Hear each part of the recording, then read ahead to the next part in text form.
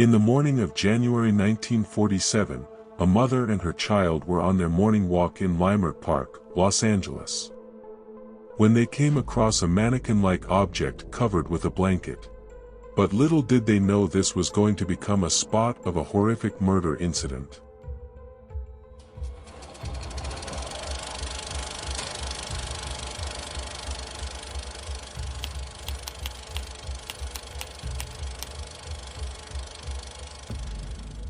On July 29, 1924, Elizabeth Short was born in the Hyde Park section of Boston, Massachusetts.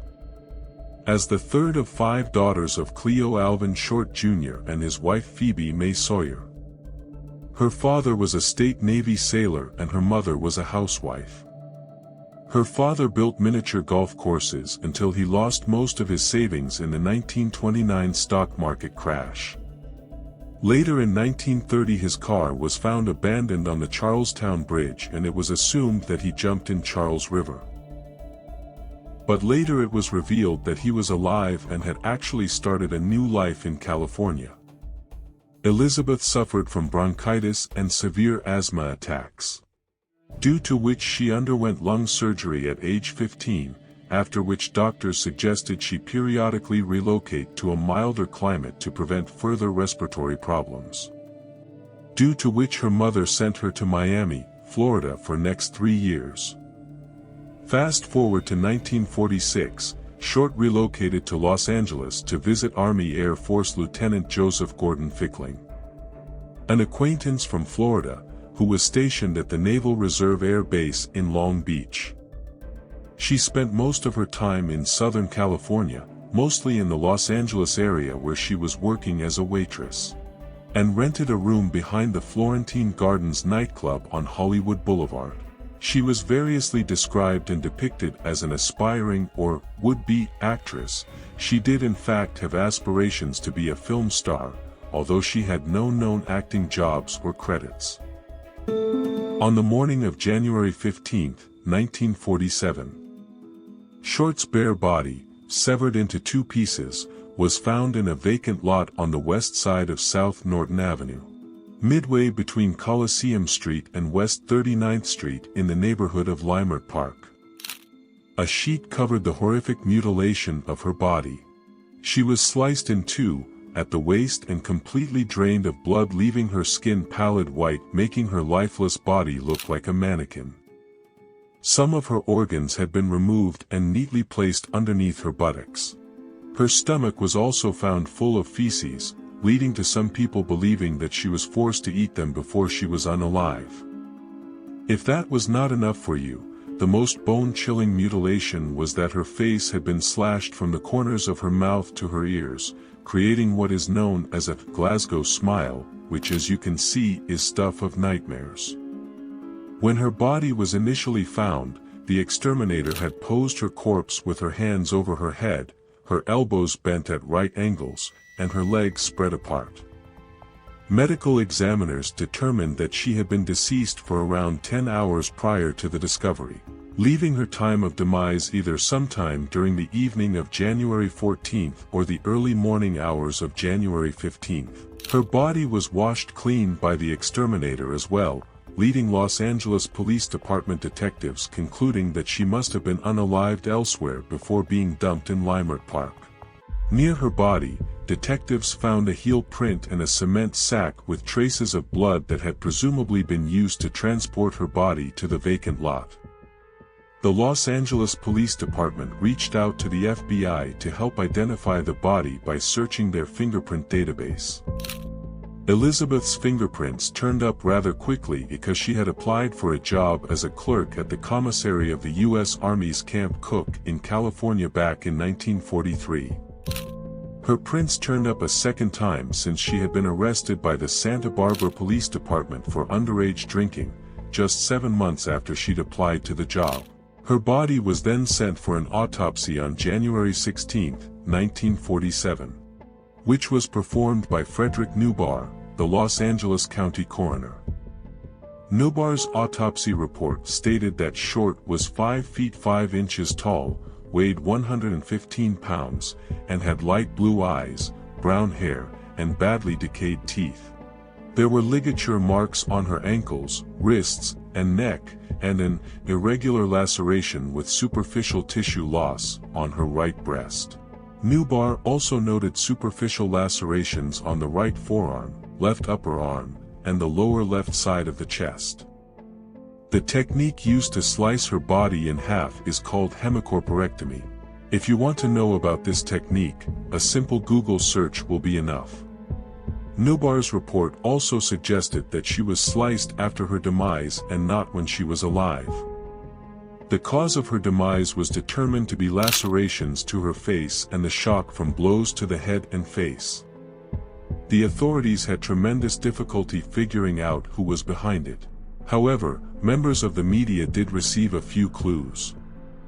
On January 21, 1947, a person claiming to be Elizabeth's exterminator placed a phone call to the office of James Richardson, the editor of the Examiner, congratulating Richardson on the newspaper's coverage of the case and stating he planned on eventually turning himself in, but not before allowing police to pursue him further.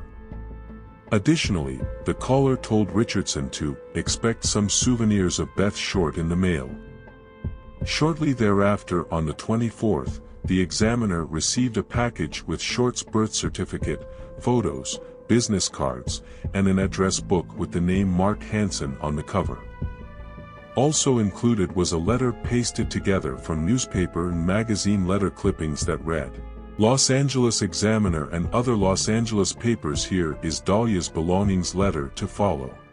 All of these items had been wiped down with gasoline, leaving no fingerprints behind. Though a partial fingerprint was found on the envelope, it was damaged in transport and never analyzed. The same day the packet was received by the Examiner. A handbag and a black suede shoe were reported to have been seen on top of a garbage can in an alley a short distance from Norton Avenue, 2 miles from the crime scene. The items were recovered by police, but they had also been wiped clean with gasoline, destroying any fingerprints. The Los Angeles Police Department also had 750 investigators on the case and interviewed more than 150 potential suspects linked to the Black Dahlia case. Officers heard more than 60 confessions during the initial investigation, but none of them were considered legitimate. Since then, there have been more than 500 confessions, none of which led to anyone being charged. As time kept passing on, the case went cold. Many people just assumed that this homicide was a date gone wrong, or that Elizabeth had run into a sinister stranger late at night while walking alone. Her case, after so many decades, still remains open. But as with every other unsolved mystery, there is a theory to this case too.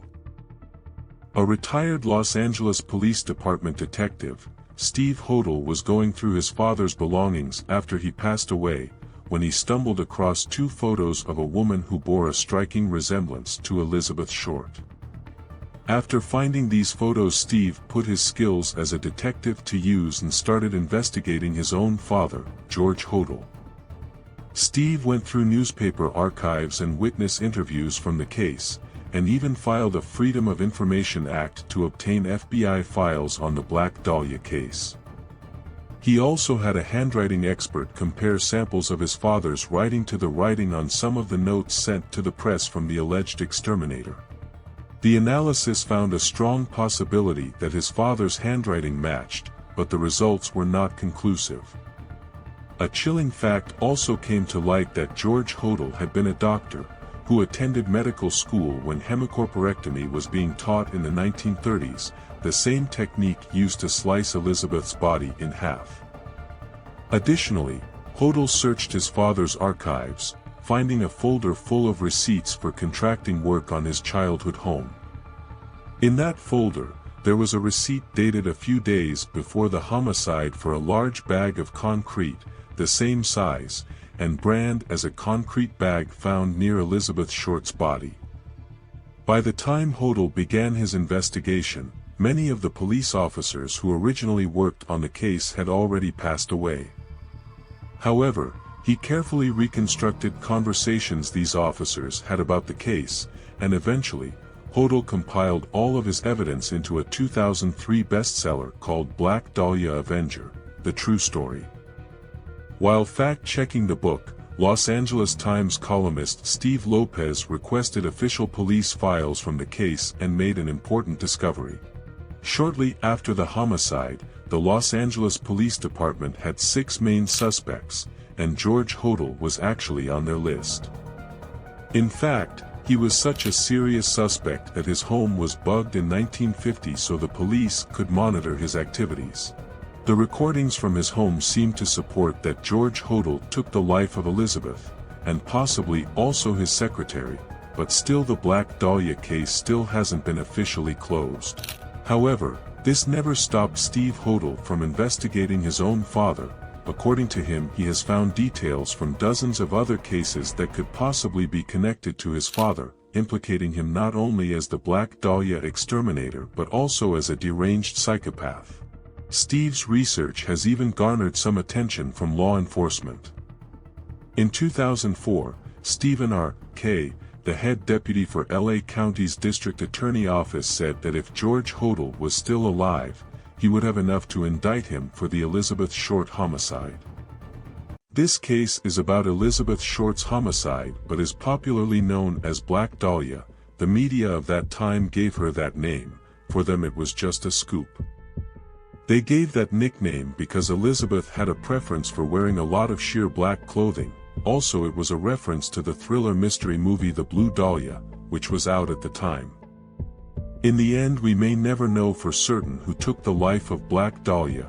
The theories present a compelling case. And it's possible that the truth is still out there, just waiting for the right investigation to finally bring it to light.